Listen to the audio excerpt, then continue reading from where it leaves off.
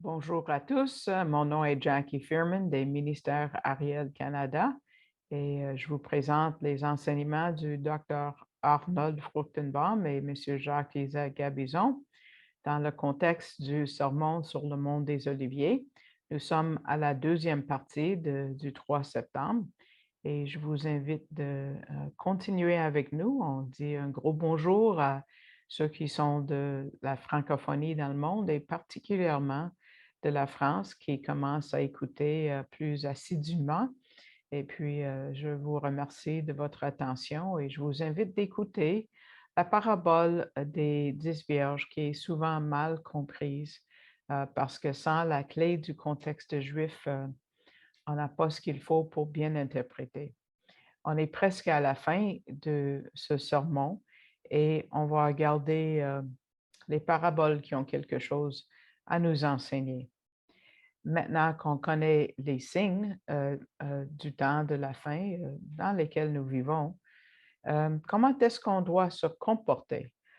Comment est-ce qu'on doit être prêt ou se préparer pour la fin? Jésus va nous dire, et il a beaucoup à dire. Ce qui suit dans Matthieu 24 et aussi jusqu'à la fin de Matthieu 25, c'est d'autres paraboles sur le fait de surveiller et d'être vigilant.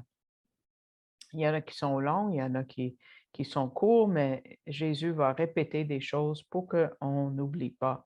On va voir les mêmes thèmes dans la prochaine fois que je vais vous enseigner sur la parabole des talents. Parce qu'il veut qu'on soit prêt, il veut qu'on vive une vie pleine de fruits, euh, même au milieu d'un monde à l'envers. Donc, les paraboles vont nous rappeler celles qu'on a déjà vues sur le royaume de Matthieu 13, parce qu'on voit que l'Église visible est remplie et de blé et de l'ivraie. C'est une combinaison, il y a les deux ensemble. Ceux qui sont prêts pour la venue du Seigneur et pour l'enlèvement sont sauvés. C'est le blé. Et l'ivraie n'est pas prêt. Et on va voir ça dans cette parabole des 10 vierges. Et ça produit une bonne introduction euh, qu'on voit au verset 24, pardon, 42 à verset 44 du chapitre 24 de Matthieu. Veillez donc, puisque vous ne savez pas quel jour que votre Seigneur viendra. Sachez-le bien.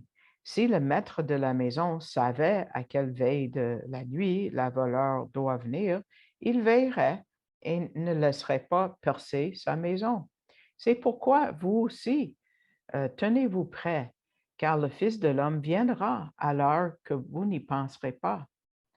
Quelqu'un a même pensé que ces versets-là sont une parabole et appellent ça la parabole du voleur dans la nuit, mais ce n'est pas tout à fait une parabole. Mais Yeshua nous dit qu'on ne sait pas quand il vient nous chercher pour l'enlèvement. On ne doit pas être surpris comme on est surpris par euh, l'arrivée d'un voleur, n'est-ce pas?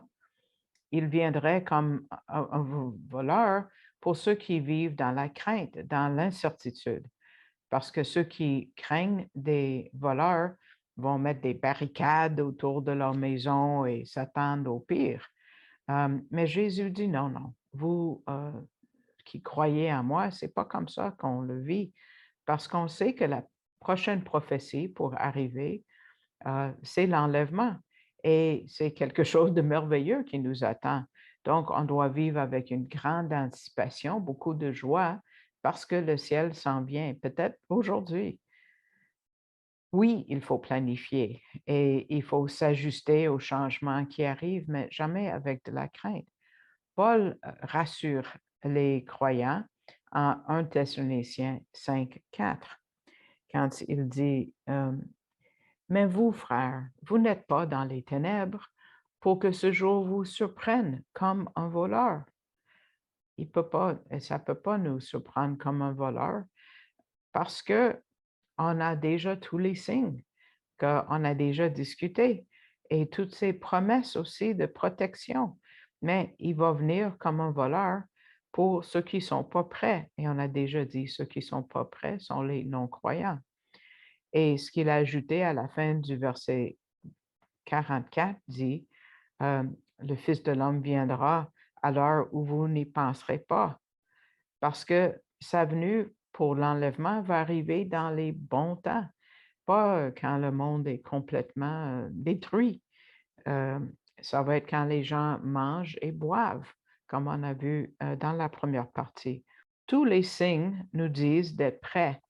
Et ça, c'est l'idée de la parabole en versets 45 à 47 du chapitre 24. Quel est donc le serviteur fidèle et prudent que son maître a établi sur ses gens pour leur donner la nourriture au temps convenable? Heureux ce serviteur que son maître, à son arrivée, trouvera faisant ainsi. Je vous le dis en vérité, il l'établira sur tous ses biens. Quelle est la maison ou la maisonnée dans la parabole? C'est la congrégation des croyants, l'ecclésia, parce que ces mots ont été prononcés aux disciples en privé, pas à une grande foule. Le mot pour l'Église, c'est thérapia, d'où vient, c'est pas le mot ecclésia, d'où vient le mot thérapie. C'est comme ça que le Seigneur appelle nos congrégations. Ça, c'est un mot en grec séculier et autant que les Grecs l'utilisaient à ce moment-là, ça voulait dire de prendre soin d'eux ou de servir, prendre soin de ceux qui sont dans le besoin ou ceux qui sont malades. Et c'est venu jusque nous euh, le mot thérapie. Mais l'idée, c'est de servir le corps du Messie. C'est comme ça que Jésus va juger nos fruits, comme nous servons dans le corps du Messie, quand il a dit, heureux ce serviteur que son maître à son arrivée trouvera faisant ainsi. C'est donné aux leaders, mais aussi à tous les croyants. Quand il dit, je vous le dis en vérité, il l'établira sur tous ses biens. Le maître ici, nous savons, c'est Jésus, Yeshua, et il promet de nous faire euh, euh, des, des intendants sur ses biens, de régner sur ses biens. On sait que lui, il possède l'univers au complet. Donc, quand quelqu'un devient un croyant, il ne décide pas à ce moment-là, est-ce que je vais gérer les choses du Seigneur? Aussitôt qu'il croit, il devient un gérant. Est-ce qu'il va être un bon gérant ou un mauvais gérant? Et quand on regarde les vies des hommes et des femmes de Dieu, ceux qui choisissent de travailler euh, euh, pour lui à travers eux, ce sont tous des serviteurs. On voit des exemples, par exemple, dans le roi David, qui avant, il servait son père comme berger. Moïse servait son beau-père et lui aussi était berger. Néhémie servait le roi et il a fait de toute sa force. Joseph servait fidèlement son maître avant de devenir maître lui-même. Et le Seigneur les a amenés à être des serviteurs et de gérer des choses encore plus grandes. Quelqu'un a dit, on peut détecter si vous êtes en train de devenir serviteur euh, par la façon que vous réagissez quand quelqu'un vous traite comme serviteur ou serviteur, servante. Donc, ça, c'est une bonne manière de juger, n'est-ce pas? Il va redire cette même idée dans la parabole des talents que nous allons voir la prochaine fois. Yeshua a des mots assez durs pour ceux qui sont des serviteurs qui servent dans la maison de son père ou du maître, mais qui sont mauvais et qui abusent du troupeau. Si nous lisons versets 48 à 51, il dit, mais si c'est un méchant serviteur qui dit en lui-même, ah, mon maître tarde à venir, s'il se met à battre ses compagnons, s'il mange et boit avec les ivrognes, le maître de ce serviteur viendra le jour où il ne s'y attend pas et à l'heure qu'il ne connaît pas. Il le mettra en pièces et lui donnera sa part avec les hypocrites. C'est là qu'il y aura des pleurs et des grincements dedans. Donc, on voit qu'il y avait un serviteur malin qui travaillait dans la maison, dans la maisonnée. Comment est-ce qu'il s'est trouvé là? Mais oublions pas comment Jésus a décrit l'Église visible au temps de la grâce que nous vivons présentement, au temps de l'Église, c'est que l'Église visible a du blé et de l'ivraie. Ici, on voit l'ivraie. Donc, l'Église visible, c'est-à-dire les bâtisses que nous voyons dans la rue, c'est ça l'Église visible dans un sens, n'est pas libre des faux leaders ou des faux serviteurs. Et si la punition est très dure, c'est parce que ce serviteur prétendait faire partie de cette Église. Ça aurait été mieux s'il n'avait pas fait ça. Là, on arrive à une parabole des 10 vierges et je vous donne la perspective du Dr. Fruchtenbaum. Encore, c'est le livre qu'on a à Yeshua, la vie du Messie. Et puis, je l'ai mentionné dans la première partie, je vous encourage de le procurer en version électronique du site web shop.arielcanada.com, La vie du Messie selon une perspective juive. C'est vraiment un très bon volume en version abrégée parce qu'en anglais, c'est 4 volumes. Et puis, et aussi, on a une version abrégée en anglais. Et puis, ça va décrire exactement ce que chaque verset de chacune des 4 évangiles veut dire.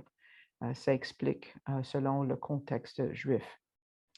Donc, après avoir raconté 3 courtes paraboles, Yeshua en raconte 2 longues, celle des 10 vierges et celle qu'on va voir la prochaine fois des talents. Et il souligne à nouveau les mêmes points à nous rappeler, à savoir être vigilant, prêt et de travailler fort. La parabole des 10 vierges souligne les 2 premiers points, d'être vigilant et d'être prêt. Et on voit ça, même si on va revenir sur la parabole, le verset 10, si vous sautez tout de suite, chapitre 25, verset 10, celles qui étaient prêtes entrèrent avec lui dans la salle des noces. Le fait d'être vigilant est indiqué juste 3 versets plus bas, verset 13. Veillez donc, puisque vous ne savez ni le jour ni l'heure. Donc, je vais vous lire la parabole au complet. C'est long, c'est 13 versets. Et je vous invite de suivre dans la version que vous avez. Je crois que j'ai oublié si j'ai choisi la Darby ou la Louis II cette fois-ci. Mais chapitre 25, versets 1 à 13. Alors, le royaume des cieux sera fait semblable à 10 vierges qui, ayant pris leur lampe, sortirent à la rencontre de l'époux. Et 5 d'entre elles étaient prudentes et 5 folles. Celles qui étaient folles, en prenant leur lampe, ne prirent pas de l'huile avec eux, mais les prudents prirent de l'huile dans leur vaisseau avec leur lampe. Or, comme l'époux tardait, elles s'assoupirent toutes et s'endormirent. Mais au milieu de la nuit, il se fit un cri. Voici l'époux! Sortez à sa rencontre! Alors toutes ces vierges se levèrent et apprêtèrent leurs lampes. Et les folles dirent aux prudentes, donnez-nous de votre huile, car nos lampes s'éteignent. Mais les prudentes répondirent, disant, non, de peur qu'il n'y en ait pas assez pour nous et pour vous. Allez plutôt vers ceux qui en vendent et achetez-en pour vous-mêmes. Or, comme elles s'en allaient pour en acheter, l'époux vint, et celles qui étaient prêtes entrèrent avec lui aux noces, et la porte fut fermée. Ensuite viennent aussi les autres vierges disant, Seigneur, Seigneur, ouvre-nous. Mais lui, répondant, dit, en vérité, je vous dis, je ne vous connais pas. Veillez donc, car vous ne savez ni le jour ni l'heure. Mais cette parabole, mes amis, présuppose la connaissance des coutumes de mariage juif au premier siècle. Il y a 4 étapes lors de ces noces. La première étape est appelée les préparatifs. Et ça, c'est quand le père du marié trouve un arrangement avec le père de la mariée et paye la dot. Ça se passe quand ce sont des enfants ou euh, peut-être plus tard dans la vie. Ensuite, la deuxième étape, c'est la quête de l'épouse. Et au moins un an après l'arrangement, ou au moins 9 mois, et vous pouvez imaginer pourquoi, euh, le marié se rend à la maison de la mariée pour l'amener. Et puis, on a une période de temps qui s'écoule évidemment entre les préparatifs et cette quête de l'épouse. Après avoir amené son épouse, le marié s'en retourne dans sa localité. L'épouse est amenée au mikveh, c'est-à-dire le bain où elle fait une immersion pour la purification rituelle. Les femmes juives le font encore aujourd'hui, celles qui sont orthodoxes à tous les mois après leur menstruation. Et après cette purification rituelle, la cérémonie du mariage peut avoir lieu. Et ça, c'est la troisième étape, c'est la cérémonie. Préparatif, la quête, cérémonie. Et puis, il y a juste un petit nombre de personnes qui sont invitées à la cérémonie. Il y a les deux familles immédiates et témoins, puis c'est à peu près tout. Il n'y a pas d'autres personnes. Mais la quatrième étape, wow, ça c'est le gros party. Ça, c'est la fête des noces. Et là, il y a beaucoup de monde invité. Et ça dure, à l'époque, ça durait 7 jours. Et beaucoup de gens sont invités. Et maintenant, on sait qu'on fait référence au Messie et à l'Église. Donc, c'est quand la première étape? C'est quand Dieu le Père fait les préparatifs. Il a payé la dot, quoi. Il a payé le sang de son Fils, n'est-ce pas? On voit ça au moins quelques étapes en Éphésiens 5. Mais la deuxième étape, la quête de l'épouse, trouvera son accomplissement lors de l'enlèvement. On a vu ce verset dans la première partie. Lorsque le Messie viendra pour prendre les saints de l'Église, son épouse, et afin de les amener dans sa demeure, parce qu'il dit, je vous prépare une place. C'est ce qu'il fait, notre menuisier. Il n'est pas tout à fait charpentier, menuisier, il prépare une maison pour nous. En Jean 14, verset 3. Maintenant, la troisième étape, c'est la cérémonie. Donc, il nous amène au ciel et la troisième étape a lieu au ciel. OK? Au ciel, c'est la cérémonie. C'est le mariage entre nous, l'Église, juifs et gentils, qui connaissons Jésus. Euh, on va se marier avec notre époux. Et puis, mais euh, si vous voulez voir ça, vous pouvez regarder Apocalypse 19.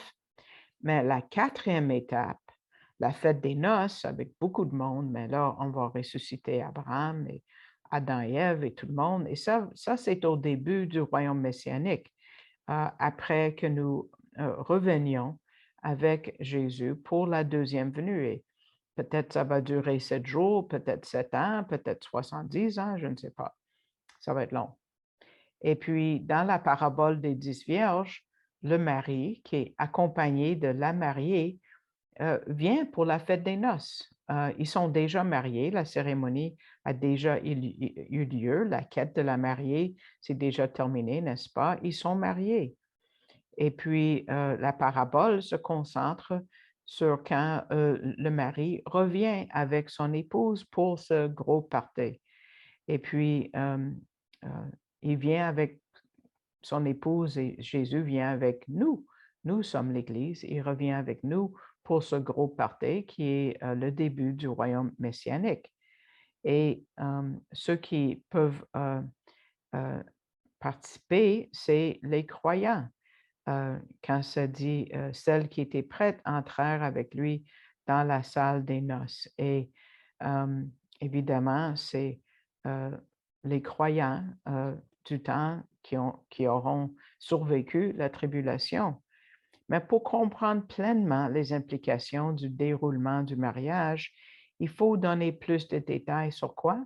Sur le rôle des 10 vierges. qu'est-ce qu'elles font? Euh, le terme vierge, d'abord, n'est pas une description de leur condition spirituelle, mais simplement leur statut dans la communauté. Ils ne peuvent pas savoir si le mari reviendra le jour ou la nuit. C'est pour ça qu'il faut avoir des lampes, n'est-ce pas? Donc, les vierges de la parabole doivent être vues dans le contexte particulier du déroulement du mariage juif, comme un symbole des gens dans la tribulation. Et Dr. Fruchtenbaum précise que sont des non-juifs, il croit, les 5 vierges qui sont sages. Il n'explique pas pourquoi, donc je ne peux pas vous dire, mais c'est sûr que certains, mais pas tous, attendent le retour du Messie et en étant prêts, quand il revient avec son épouse, l'Église, et ils sont prêts pour cette deuxième venue.